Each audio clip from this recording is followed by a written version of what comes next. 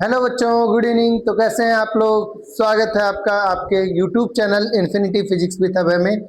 मैं हूं अभय त्रिपाठी और हम लोग पढ़ रहे हैं क्लास 9th के मैथ्स का चैप्टर नंबर 6 जो कि एनसीईआरटी में measuring space perimeter and area नाम से है। ये क्लास हम लोग की क्लास 9th की भले है, पर हम लोग क्लास 9th और 10th दोनों लेवल के क्वेश्चंस कवर करने वाले हैं। यानी एक्चुअली हम पढ़ रहे हैं कंप्लीट मेंसुरेशन का सिलेबस, जिसमें हमारा स्टार्टिंग पॉइंट एनसीईआरटी से है, लेकिन इसके बाद हम धीरे धीरे इसमें डेप्थ करते चले जाएंगे। तो स्टार्ट करते हैं आज की क्लास। और मैंने पिछले क्लास में एक्सरसाइज 6.1 का 4 क्वेश्चन और 5वें का 2 पार्ट करा दिया था। आज हम लोग 5वां और उसके आगे के क्वेश्चंस करने वाले हैं। तो आइए स्टार्ट करते हैं। आज 5वें का पार्ट नंबर 3 से तीसरा चौथा मैं कर रहा हूं। बाकी के 3-4 पार्ट्स और हैं जो आपका होमवर्क रहेगा। तो पहले ये क्वेश्चन देखिए ध्यान से। इस क्वेश्चन में एक स्क्वायर दिख रहा है जिसकी साइड लेंथ है 10 सेंटीमीटर और उसके हर 2 वर्टेक्स से मिला करके एक सेमी सर्किल बना हुआ है ना। एक सेमी सर्किल का पेरीमीटर क्या होता है? Perimeter of a semi circle. एक सेमी सर्किल का पेरीमीटर कितना होगा? सबको याद होना चाहिए, पाई आर, है ना। 2 पाई आर का आधा कितना? पाई आर। अब एक चीज देखो, एक semi circle, 2 semi circle, 3 semi circle, 4 semi circle, तो एक का पाई आर इंटू 4 कर सकते हैं। लेकिन क्या सबका रेडियस सेम है? तो यस। क्यों? क्योंकि ये अगर सेंटर पॉइंट है, ये सेंटर पॉइंट है, ये सेंटर पॉइंट है और ये सेंटर पॉइंट है। ये 10 सेंटीमीटर है तो ये वाला कितना हुआ? 5 सेंटीमीटर। यानी हर किसी का रेडियस कितना है? 5 सेंटीमीटर। हर किसी का रेडियस कितना है? 5 सेंटीमीटर। तो हम कह सकते हैं radius of each semicircle, radius of each semicircle कितना आएगा? R equals to 5 centimetre. Simple. Total perimeter, तो टोटल पेरीमीटर ऑफ शेप कितना हो जाएगा? 4 इंटू एक सेमी सर्किल का पेरीमीटर यानी पाई आर। तो 4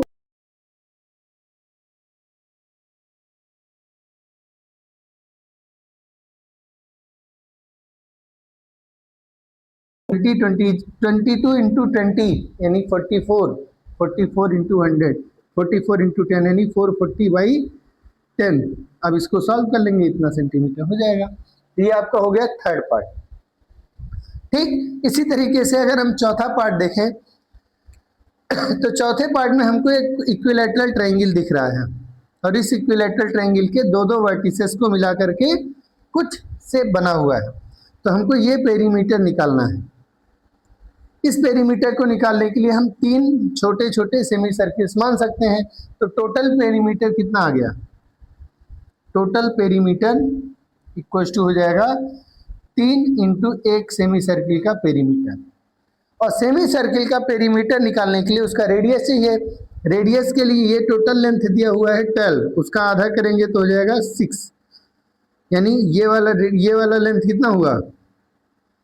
6। यही 6 इसका क्या है? रेडियस भी है। तो हो गया 3 इंटू 22/7 इंटू 6 यानी कि 22 इंटू 6 3 जा 18/7। इसको सॉल्व कर लिए।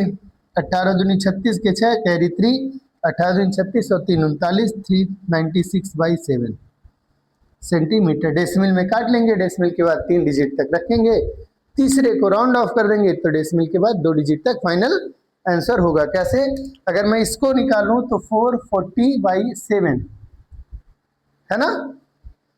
7 से डिवाइड करोगे 6, 7 6 जा 42, बचा 2, 0 उतर गया, 7 2 जा 14, 6 बचा, डेसिमल लगाया 60 हो गया, 7 8 जा 56, 4 बचा, 0 डेसिमल लगा है 0 उतार लिए, 7 5 जा 35, 5 बचा 0 उतार लिए, 7 7 जा, इस 7 को राउंड ऑफ कर देंगे तो फाइनल आंसर लिखेंगे 62.76 सेंटीमीटर। इसी तरीके से यहाँ भी रेस मिल के 3 डिजिट तक जाके तीसरे को राउंड ऑफ कर देंगे। क्यों कर रहे हैं? क्योंकि हमें तैयारी करनी है हायर में इंजीनियरिंग और मेडिकल के जैसे एग्जाम्स की, उस लेवल के एग्जाम्स की। तो अगर हमें इस लेवल की तैयारी करनी है तो अभी से उनके स्टैंडर्ड्स को फॉलो करने का आदत पड़ना चाहिए। ठीक है, हो गया, स्क्रीनशॉट लेंगे, ले लिए। मैं क्वेश्चंस लिख के लाया हूं, आज मैं फोन नहीं लेके आया हूं। बाकी शेप्स का आपका होमवर्क रहेगा, बाकी शेप्स आप खुद करेंगे। अब हम आते हैं 6th क्वेश्चन पर। कोई क्वेश्चन में अगर डाउट होता है तो आप हमारे व्हाट्सएप ग्रुप में जुड़े हुए हैं, व्हाट्सएप ग्रुप से आप हमको मैसेज कर सकते हैं। ठीक है, मैंने कल की वीडियो में सिग्निफिकेंट फिगर्स की वीडियो का लिंक मेंशन कर दिया है, आप चाहें तो वहां से सिग्निफिकेंट फिगर्स देख सकते हैं। हालांकि है वो 11th के लेवल का क्लास, ठीक, पर आपका मन करे तो देख सकते हैं। अब आइए क्वेश्चन नंबर 6 पे। क्वेश्चन नंबर 6 कह रहा है, if the diameter of a car tire is 56 centimeter, then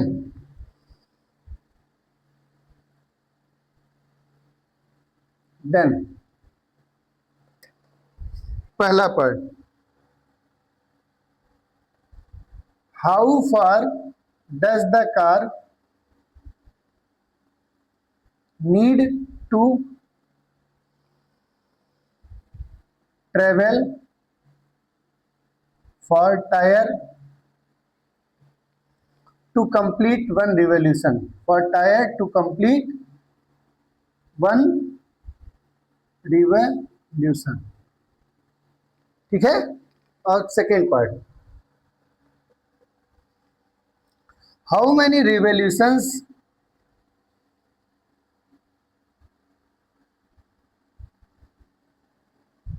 revolutions does the tyre make,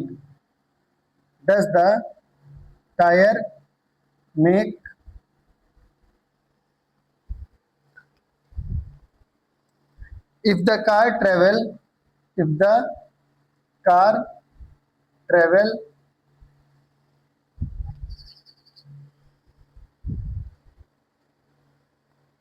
10 kilometre.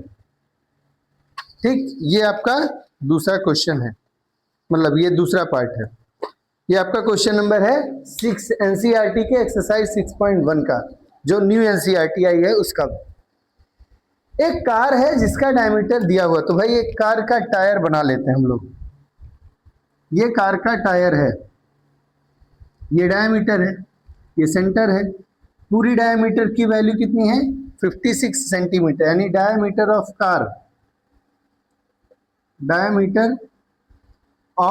Tyre of car कितना है? 56 सेंटीमीटर।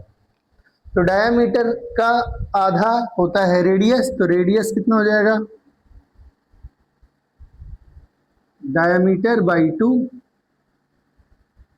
यानी कि 56/2, 28 सेंटीमीटर। ठीक है। अब मान लो कोई पॉइंट है यहाँ P, कार जब ऐसे चलेगी आगे की तरफ तो ये P ऊपर उठेगा और वापस से P कितनी दूरी पे यहाँ आके गिरेगा, वापस से P कब यहाँ आएगा। ये चीज मैं जब आपको मोशन पढ़ा रहा था क्लास 9th की फिजिक्स में, तब भी मैंने आपको ये चीज अच्छे से समझाया हुआ। ये जो डिस्टेंस है ये डिस्टेंस ही इक्वल है किसके? सरकमफेरेंस के, और ये डिस्टेंस की वैल्यू होगी 2πr। यानी कि how far does the car need to travel for tyre to complete 1 revolution. तो लिख सकते हैं in 1 revolution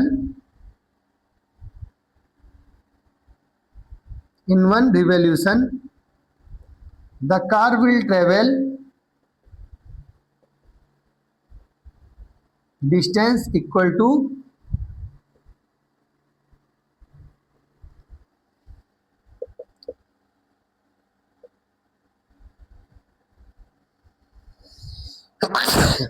circumference of the tyre. ठीक है, तो डिस्टेंस इज इक्वल टू हो गया आपका सीधे सीधे 2 पाई आर। 2 पाई और आर, आर की वैल्यू 28। 28 से काटे 4, 4 4 टू जा 8, 8 इंटू 22 सेंटीमीटर।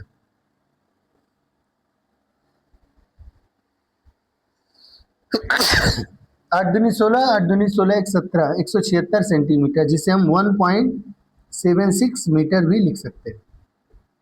ये फर्स्ट पार्ट का आंसर है। अब कह रहा है कि in how many revolutions does the tyre make if the car travel 10 kilometre. 1.76 metre travel करने में सॉरी, इसकी स्मेल हम लोग को नुकसान करती है। इसकी स्मेल अगर आपके पास चली गई तो आपको दिक्कत होगी काफी देर तक। How many revolution does the tyre make if the car travel 10 kilometre. तो भाई सिंपल सी बात है, सोच के देखो टोटल डिस्टेंस कितना है, 10 किलोमीटर। गलती क्या होगी कि यहाँ यूनिट और यहाँ यूनिट अलग अलग है, तो आप सबसे पहले एक यूनिट में बात करेंगे, तो चाहे सेंटीमीटर, चाहे मीटर, चाहे किलोमीटर, एक ही यूनिट में बात करेंगे। हम लोगों ने इस यूनिट को मीटर में बदल लिया, तो मीटर में ही बात करते हैं। तो 10 किलोमीटर को अगर मीटर में बदलें तो 10 इंटू 1000 मीटर हो जाएगा, यानी हो गया 10,000 मीटर। हो गया, क्लियर है। अब क्या करोगे, तो भाई सिंपल से लॉजिक कैसे लगाओगे, number of revolutions into distance in one revolution is equal to total distance. एक चक्कर में, एक रिवॉल्यूशन में कितना डिस्टेंस चले इनटू कितने रिवॉल्यूशंस चले, इससे हमको टोटल डिस्टेंस मिल जाएगी। तो total number of revolutions n into 2 pi r is equal to total distance जो कि है 10,000 मीटर। तो n इक्वल टू हो गया 10,000 metre divided by 1.76 centimetre. 1.76 centimetre, sorry 1.76 metre. ठीक, अब इसको सॉल्व कर लीजिएगा। 4 जीरो पहले से, 2 जीरो और लगा लिए, और डिवाइडेड बाई हो गया 176। अब इतने राउंड आएंगे, जिसको आप अप्रोक्सीमेट कर सकते हैं, राउंड ऑफ डेसिमल के बाद हटा देंगे तो कोई फर्क नहीं पड़ेगा। ठीक है ना, तो लगभग इतने राउंड्स कवर करने पड़ेंगे सो दैट कि वो 10 किलोमीटर का डिस्टेंस क्या कर ले, ट्रेवल कर ले। क्लियर हुआ। तो ये आपका क्वेश्चन नंबर 6 है। क्वेश्चन नंबर 6 पर बेस्ड और भी क्वेश्चन हम लोग आगे की क्लासेस में करेंगे। ठीक है, सवाल बड़े इंपॉर्टेंट होते हैं। ठीक, स्क्रीनशॉट ले लीजिए।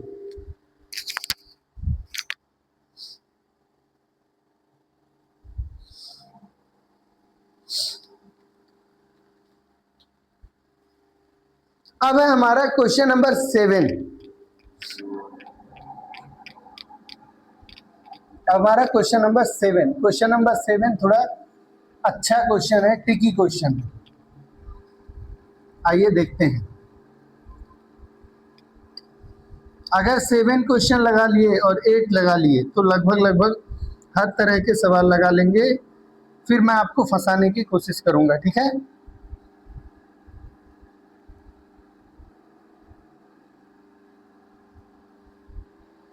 तो क्वेश्चन नंबर 7 देखते हैं।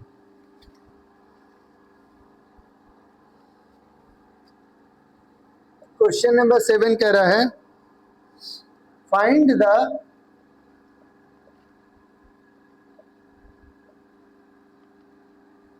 Total perimeter of all the petals of all the petals of petals in the each flower। तो दो फूल दिए हुए हैं, दो क्या दिए हैं, फूल दिए हैं, फ्लावर दिए, वो फूल FOOL वाला फूल नहीं। कैसे? एक आपको ऐसे बड़ा सा स्क्वायर दिया हुआ, ध्यान से देखिएगा,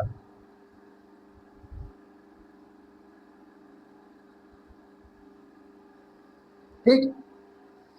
और इस स्क्वायर में इस तरीके का फिगर बना हुआ, मैं फिगर बना के लाया हूं। कैसे? यहाँ पे सेंटर है,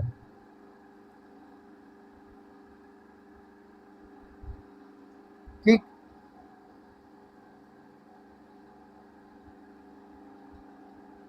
ठीक,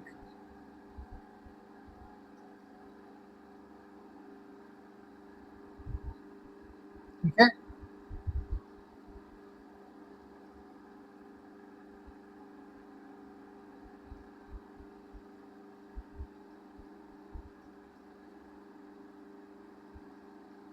ऐसे फ्लावर बना हुआ है और ये हर साइड इक्वल है क्योंकि स्क्वायर है। इसका दिया हुआ है 14 सेंटीमीटर। यहाँ एक इंस्ट्रक्शन लिखा हुआ है, ध्यान से समझिएगा इंस्ट्रक्शन क्या लिखा है। The centres of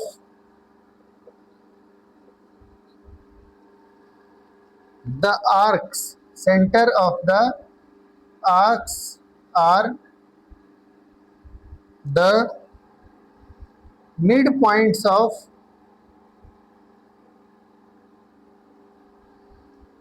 the sides of the squares।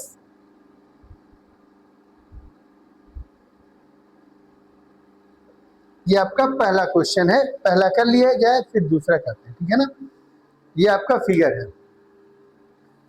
Find the total perimeter of all the petals. Petals माने क्या होता है बेटा? पीटल, फूल देखो, फूल, फूल में ढेर सारी क्या होती हैं, पत्तियां होती हैं। फूल में क्या होती है? पत्तियां, मतलब एक एक पत्ती उखाड़, जैसे गुलाब के फूल में पंखुड़ी होती ना, पंखुड़ी। तो पीटल्स को हिंदी में हम पंखुड़ी कह सकते हैं, पंखुड़ी। जो फूल का एक एक परत होता है, जैसे गुलाब के फूल का, आप गेंदे का फूल देख लीजिए, ढेर सारे येलो कलर के होते हैं ना, एक एक पत्ती का, उसको कहते हैं पत्ती। तो एक फूल है जिसमें ये एक पीटल है, ये दूसरा है, ये तीसरा है, ये चौथा है। जो बोल्ड लाइन में है उन्हीं का आपको क्या बनाना है, पेरीमीटर निकालना है। अब ये टोटल दिया है 14 सेंटीमीटर और इंस्ट्रक्शन में लिखा है कि centre of the arc are the midpoints of the sides of square. तो भैया ये पहला साइड है, इसका मिड पॉइंट है यहाँ। ये वाली जो आर्क है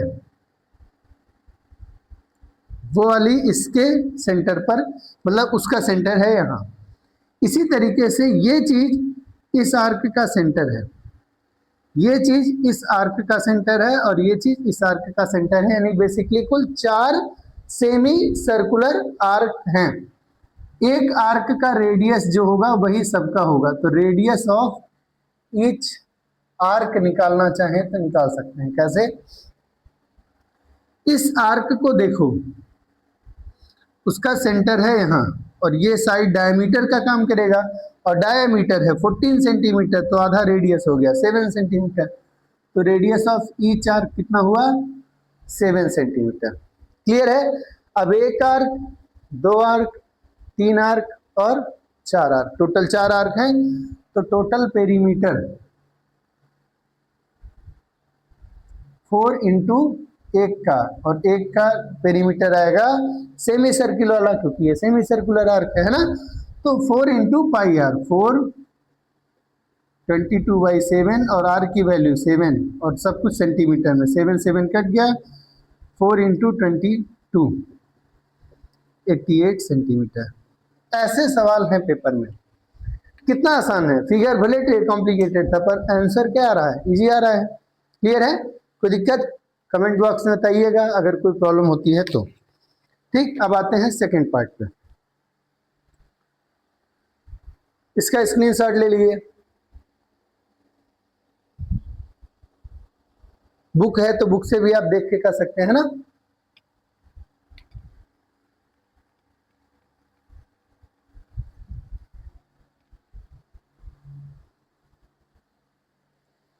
सेकेंड पार्ट के केस में आपको एक हेक्सागन दिया हुआ है। क्या दिया है? हेक्सागन। हेक्सागन समझते हैं ना, जिसकी 6 साइड बराबर होती हैं, 6 साइड है।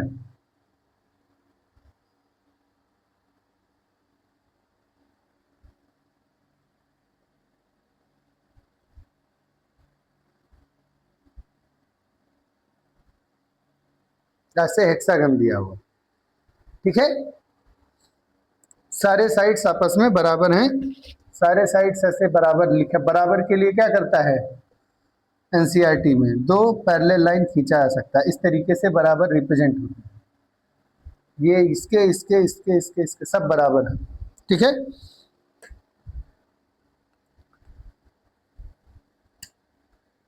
इसमें भी पीटल्स बने हुए हैं। कैसे बने हुए हैं? जो पीटल एक जगह से उठेगा वो एक सेंटर छोड़ के दूसरे, मतलब एक वर्टेक्स छोड़ के दूसरे पे आएगा, यानी ये यहाँ आएगा। जो यहां से उठेगा वो यहां जाएगा, ठीक है। और सब के सब एक पर्टिकुलर सेंटर पे जाके मैच करेंगे, तो यहां कहीं,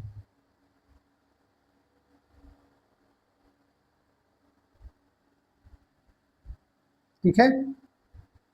जो यहां से उठेगा वो एक को क्रॉस करके, इसको क्रॉस करके यहां आया है। जो यहां से उठेगा वो इसको क्रॉस करके यहां आएगा। जो यहां से उठेगा इसको क्रॉस करके यहां आएगा, यानी इस तरीके से।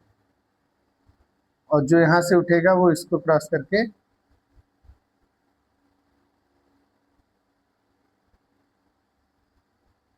इस तरीके से। कितनी पीटल्स हो गई? तो एक लेंथ दिया हुआ है 42 सेंटीमीटर। देख के बताओ कितनी पीटल्स हो गई? फूल में कितने पीटल्स हैं? 1 2 3 4 5 6, ठीक। अगर हम ध्यान दें तो यहाँ पे कुछ इंस्ट्रक्शन लिखा हुआ है, वो इंस्ट्रक्शन भी मैं लिख दे रहा हूँ, फिर क्वेश्चन को एनालाइज करते हैं और उसके बाद सोल्यूशन कर लेंगे। क्वेश्चन में लिखा है the centres of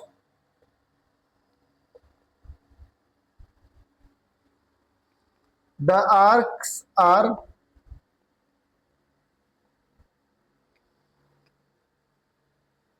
the vertices of hexagon, hexagon, ठीक है। ध्यान से देखो, ये वर्टिस है, ये वर्टेक्स है, ये वर्टेक्स इस वाले आर्क का सेंटर है, ठीक। ये वर्टेक्स है, ये वर्टेक्स इस वाले आर्क का सेंटर है। मैंने पहले ही बताया है, ये वर्टेक्स है, ये इस वाले आर्क का सेंटर है। ये वर्टेक्स है, इस वाले आर्क का सेंटर है। ये वर्टेक्स है, इस वाले आर्क का सेंटर है। और ये वर्टेक्स है तो इस वाले आर्क का सेंटर, यानी हर वर्टेक्स किसी न किसी आर्क का सेंटर है। तो ऐसे चेक करें कितने आर्क हैं। एक ये आर्क हो गया,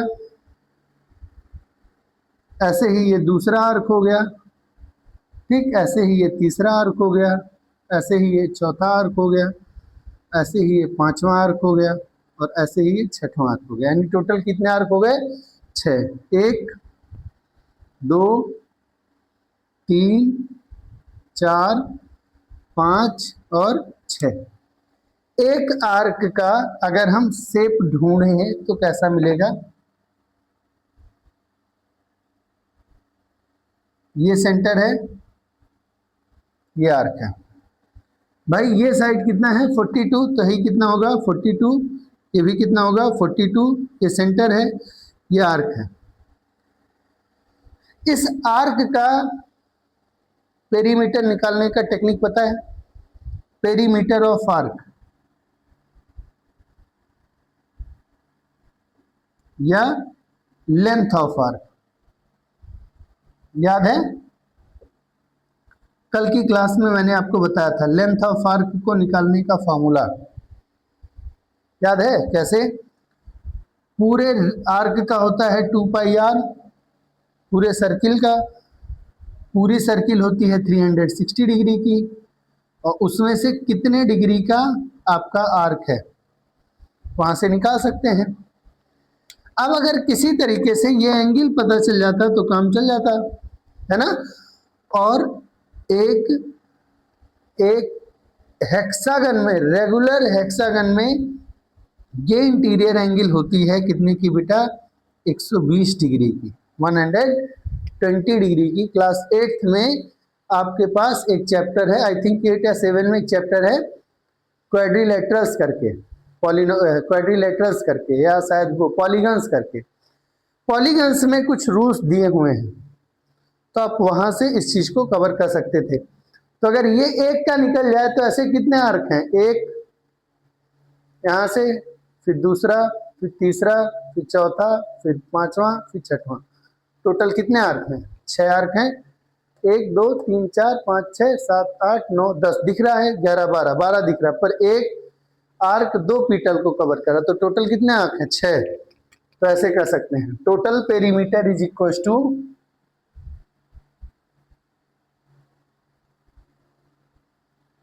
6 into arc length of 1 arc. ठीक, तो 6 into arc length 2 pi r into theta by 360 degree. ठीक, तो 6 इंटू 2 22/7, आर की वैल्यू 42 इंटू थीटा 120 डिग्री बटे 360 डिग्री। तो 6 इंटू 2 इंटू 22/7 इंटू 42 इंटू 12 3 36 1/3। 3 से काटे 6 कितना आया? 2। 2 इंटू 2 इंटू 22 इंटू 7 से काटे 42, 7 6 42। 2 इंटू 2 4 इंटू 6 2 जा 12 और 6 2 जा 12 और 1 13, 4 2 जा 8, 4 3 जा 12, 4 1 जा 4 और 1 5, 528 सेंटीमीटर।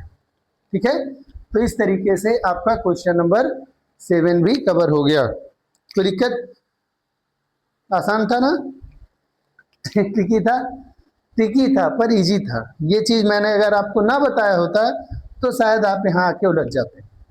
इसीलिए एक एक कॉन्सेप्ट, छोटे से छोटा कॉन्सेप्ट आपको करा के तब हम क्वेश्चन पर आते हैं। हो गया बेटा सबका? चलिए,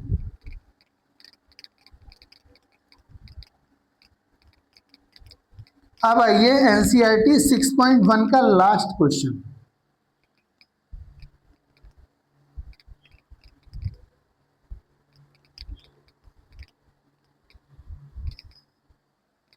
ठीक है, क्वेश्चन नंबर 8। थोड़ा सा छोटा सा क्वेश्चन है, नन्हा सा, ट्रिकी क्वेश्चन है, आसान क्वेश्चन है। देखिए ध्यान से, कह रहा है the ratio of the perimeters of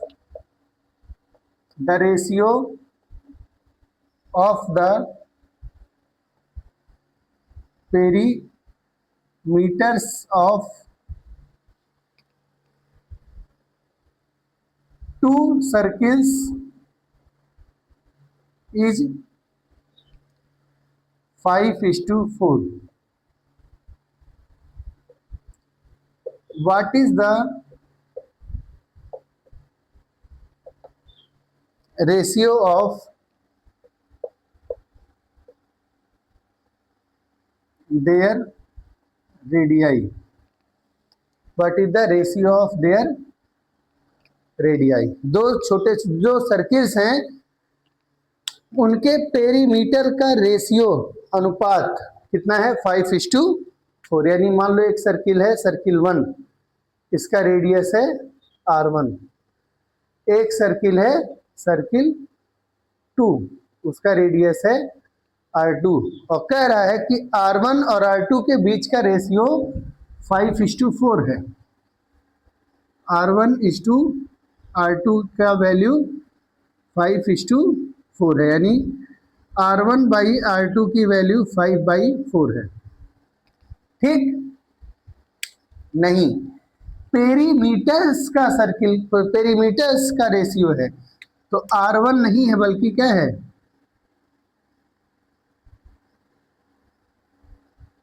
P1 और P2 का रेशियो, P1 और P2 का रेशियो है 5/4। ठीक, अब पेरीमीटर का फॉर्मूला रख दीजिए, 2 पाई पहले का रेडियस और 2 पाई आर दूसरे का, बराबर 5/4। पाई पाई कट गया, यानी R1/R2 इज इक्व टू 5/4। क्या समझे, क्या समझे भाई? इसे हम तो कुछ समझे ही नहीं, हमारा आदत ही नहीं समझने का। समझिए, समझना क्या है, समझना ये है कि पेरीमीटर यानी सरकमफेरेंस होता है 2πr, तो पेरीमीटर डायरेक्टली प्रोपोर्शनल हुआ आर के, तो जो रेशियो पेरीमीटर का होगा वही रेशियो होगा R1:R2 का। जो रेशियो पेरीमीटर का होगा वही रेशियो रेडियस का भी, कि जो जितना गुना रेडियस करेंगे उतना गुना रेशियो, उतना ही गुना क्या हो जाएगा, पेरीमीटर भी हो जाएगा। कोई दिक्कत इसमें, कोई प्रॉब्लम है तो बताइए। ठीक है, तो इस तरीके से आपका एक्सरसाइज 6.1 कंप्लीट हो गया। जो एनसीईआरटी का आखिरी क्वेश्चन था 8वां, वो ये 8वां क्वेश्चन है। ठीक है ना, यहाँ तक क्लियर है? इसको स्क्रीनशॉट ले लीजिए।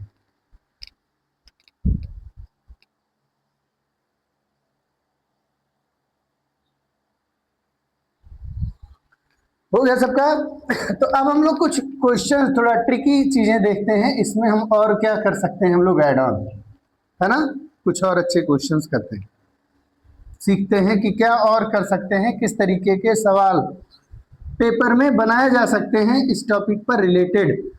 ठीक है, कैसे रिलेट कर सकते हैं। तो इसे क्वेश्चन है, आपने देखा होगा कि साइकिल है, साइकिल के दोनों पहिए सेम बराबर बराबर साइज के होते हैं, कारों के चारों पहिए सेम होते हैं, लेकिन ट्रैक्टर का तो छोटा पहिया होता है आगे वाला और बड़ा पीछे वाला बड़ा होता है। तो क्या ट्रैक्टर के आगे और पीछे जो दो पहिए हैं इनका स्पीड सेम होता होगा? तो सर स्पीड तो सेम होता है क्योंकि ट्रैक्टर तो एक साथ ही आगे बढ़ रहा है, लेकिन जो रिवॉल्यूशन है राउंड पर मिनट, वो बड़े वाले का और छोटे वाले का सेम नहीं होता होगा। तो उस पर रिलेटेड एक क्वेश्चन करते हैं कि मान लो कि एक साइकिल है,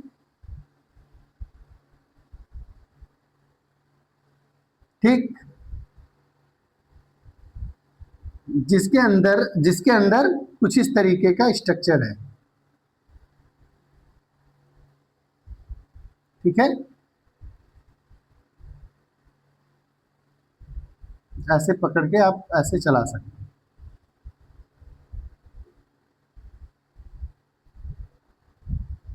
है ना, पैडी है इस तरीके का। आगे वाले पहिए का रेडियस है सपोज करो R1 और पीछे वाले पहिए का रेडियस है सपोज करो R2। ठीक, अब दोनों निश्चित रूप से जाएंगे तो साथ ही, यानी जितना डिस्टेंस R2 कवर करेगा उतना ही डिस्टेंस R1 भी क्या करेगा, कवर करेगा। अब मान लो इसका radius, number of revolution, number of round per minute है N1 और इसका राउंड पर मिनट है N2, then what will be the ratio of R1 and R2। तो मैं क्वेश्चन लिख रहा हूं, क्वेश्चन हमारा है ट्रिक बनाया हुआ क्वेश्चन। कैसे, मान लिए the wheels of A cycle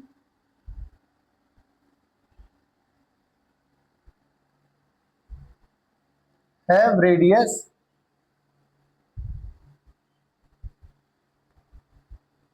R1 and R2, ठीक, and they are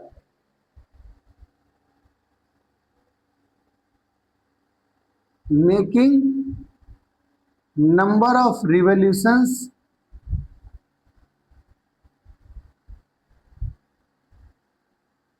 N1 and N2 पर मिनट। ठीक है, find the relationship between, find the relationship between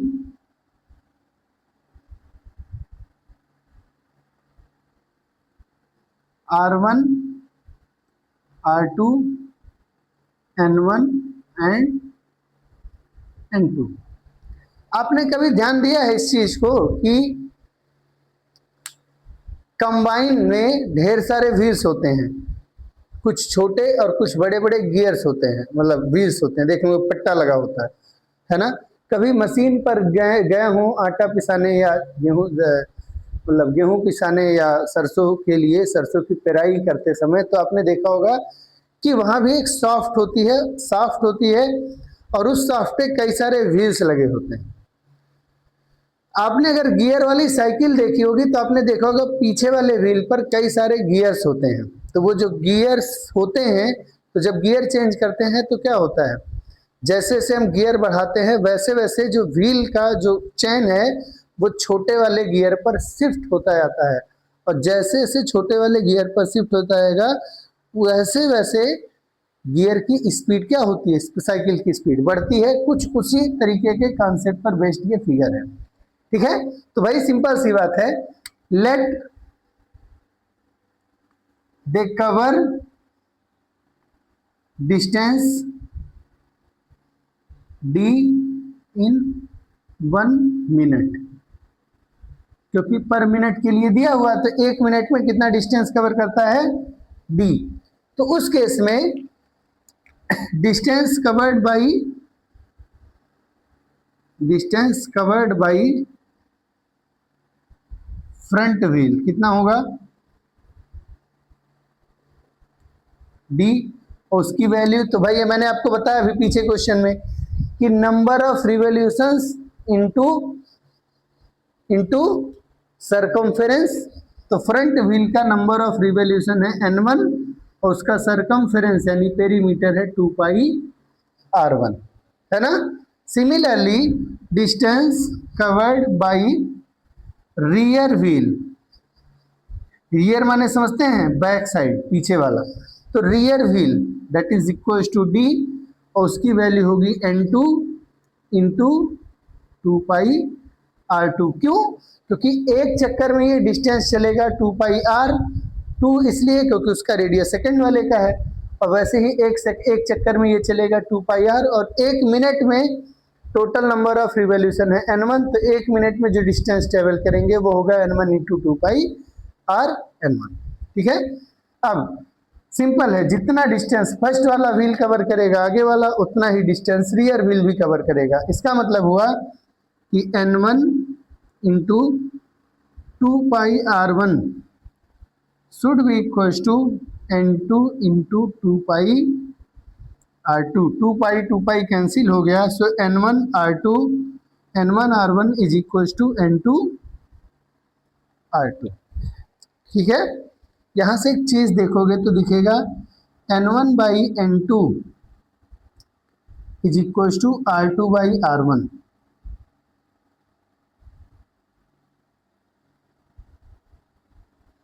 इसका मतलब है कि अगर r1 छोटा है और r2 बड़ा है तो n1 बड़ा और n2 छोटा होगा।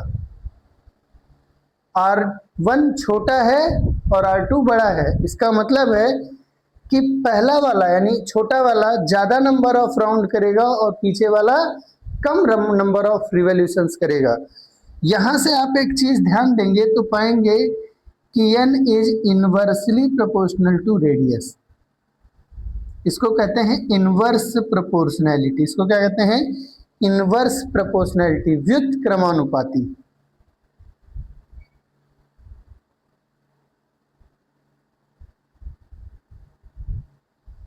Inversely proportional, inversely proportional.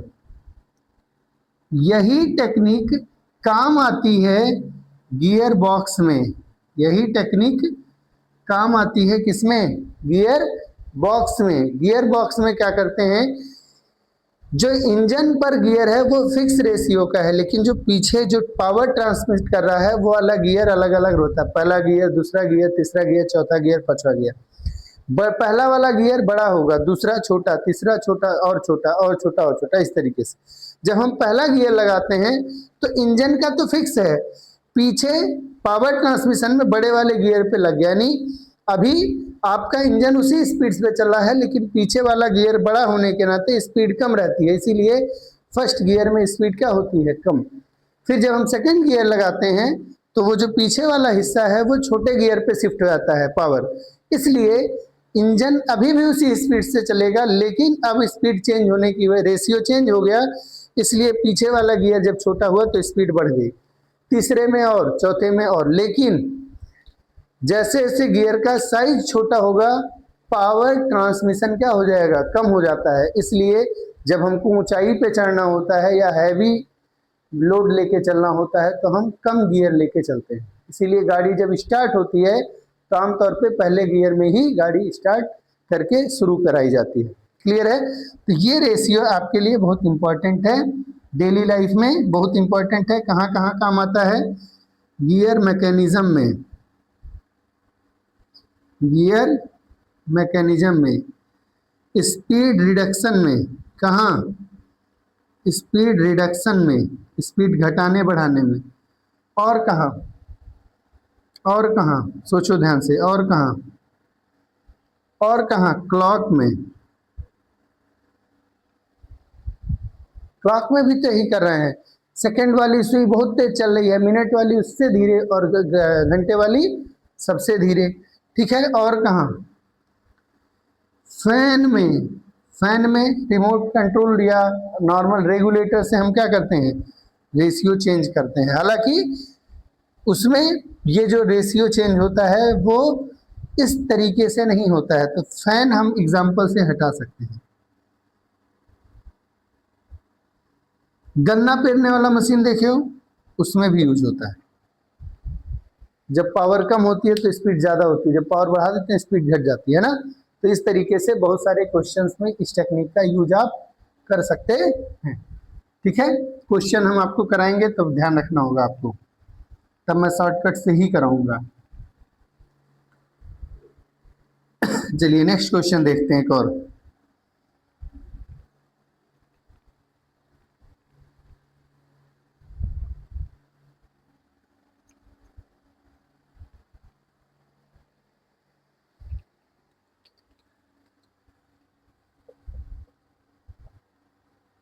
Radius of a circle is increased by 10%. Find the percentage change in its circumference. ठीक है? क्लियर हो गया? तो मान लो भाई एक सर्किल है, उसका रेडियस है कितना, r।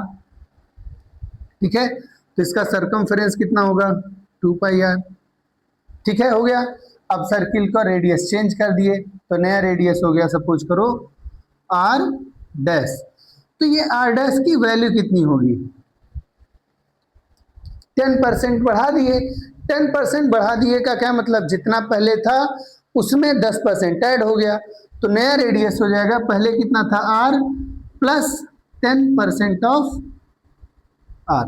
तो पहले r था plus 10/100 into r। r common ले लेंगे तो हो जाएगा 100, 1 प्लस 10/100,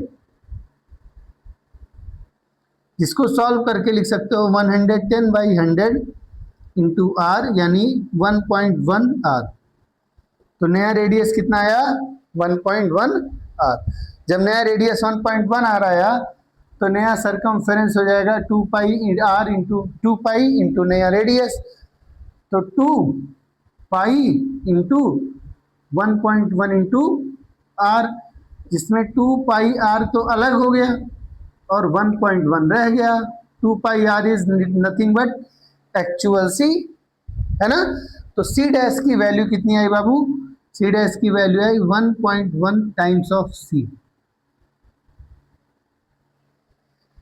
ठीक, जब फिजिक्स पढ़ा रहे थे तो शुरुआत में मैथ्स पढ़ाए थे, बेसिक मैथ्स, उसमें मैंने आपको एक चीज बताया था, परसेंटेज चेंज कैसे निकालते हैं, परसेंटेज चेंज कैसे निकालते हैं, change divided by actual value into 100%। ठीक, तो परसेंटेज चेंज निकालना है तो चेंज कितना हुआ 1.1 सी, नया हो गया और पहले था खाली सी, तो न्यू वैल्यू हो गई 1.1 c minus c divided by actual c into 100। इसको सॉल्व करेंगे तो 0.1 सी कट जाएगा, 1 इंटू 0.1 इंटू 10%, 100 इंटू 10%, यानी 0.1 इंटू 100 कितना है 10%। यानी कि जितना परसेंट से रेडियस चेंज होगा उतने ही परसेंट से सरकमफेरेंस भी चेंज होगा। और इतना तामझाम नहीं करना चाहिए था, इतने में भी आंसर निकाल सकते थे। कैसे, C is equal to 2 pi r, C is directly proportional to R। तो जितना परसेंट रेडियस चेंज उतना परसेंट सरकमफेरेंस चेंज, जितना परसेंट रेडियस चेंज उतना ही परसेंट सरकमफेरेंस का भी चेंज। पर ये प्रोसीजर है, एक बार प्रोसेस नोट कर लोगे तो किसी भी क्वेश्चन में आप ऐसा लगा सकते हो, ठीक है ना। तो ये आपका स्क्रीनशॉट ले लीजिए।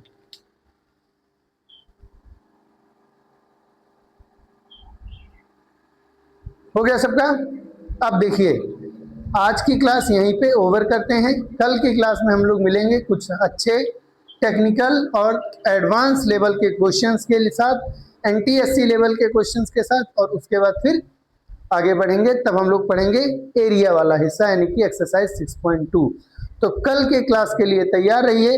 कल की क्लास में हम लोग पढ़ेंगे कुछ NTSC लेवल के क्वेश्चंस, मैथमेटिक्स के ओलंपियाड लेवल के क्वेश्चंस, ठीक है। थैंक यू, पढ़ते रहिए, सीखते रहिए।